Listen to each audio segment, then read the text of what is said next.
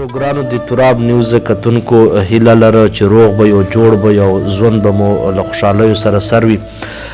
کتونکو نن یو وارې بیا راغلی یو د تاجوړو خاورې ته او دلته په تاجوړو چې د موږ د مروتو د ادب یو لوی نام د چا له وجې نه چې موږ مروت په ډیرو لرو پښتنو علاقو چې خلک پیژني.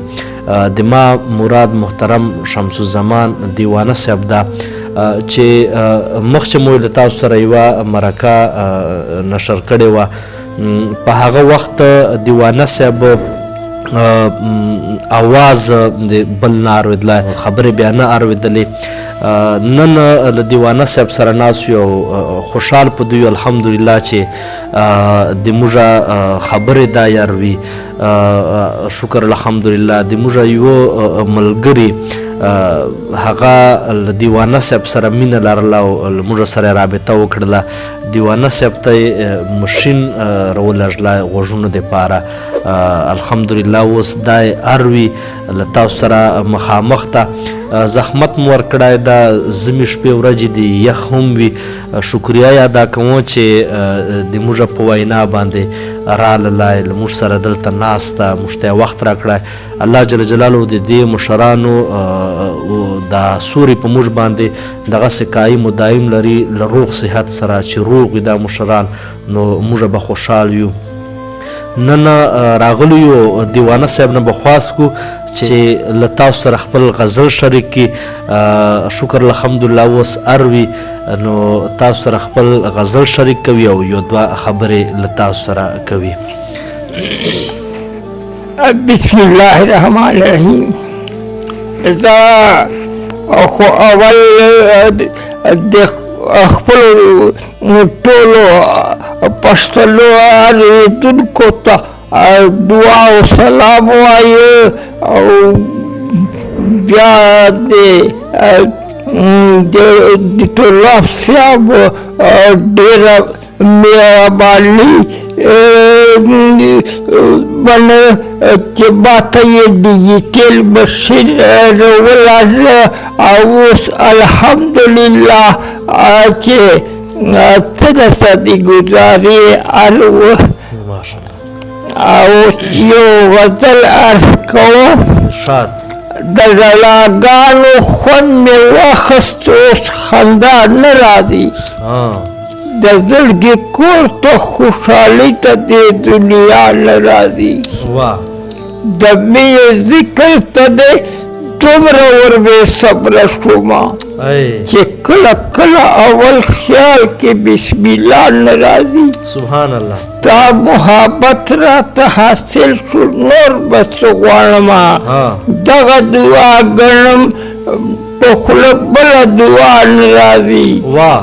او چې ورته ګوري پرې میین دی زما داسې یار دی، د ریبارۍ اعتبار بلکل مې په چا نه راځي. او خدایه یوه شپه خو د وصال راکړې جانانه سره، پروندانه را باندې بلکل د سبا نه راځي. خدایه یوه شپه خو د وصال راکړې جانانه سره، پروندانه را باندې بلکل د سبا نه راځي.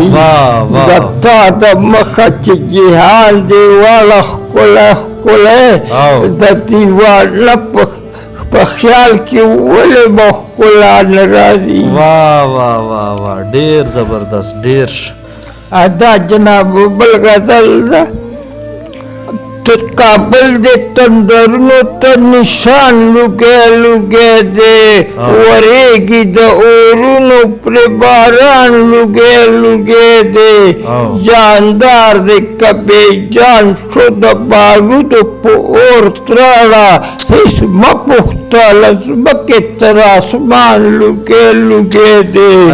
د ظلم له سوزش د موسمونو حال یکسان دی، پرلے لگے لگے دے ہم خزان لگے لگے دے تیپت ازمکی پاتے دا بارود الور نشوا دا چرت بسیائی کا بیابان لگے لگے دے چتاوی دا غیرت ہر پختون غمل نشی لندا سے بے دردی سر افغان لگے لگے دے اوسروی نشولمبا ترسسیدلو پاتی نشوا ساگانے اسویلی شولے ہر زان لگے لگے دے بے ننگا دیوانا دا دیر غیرت اسرو لمبو کے آجیز دا بے وسین پدامان لگے لگے دے واہ واہ واہ ډیر زبردست ډیر ښه کتون کو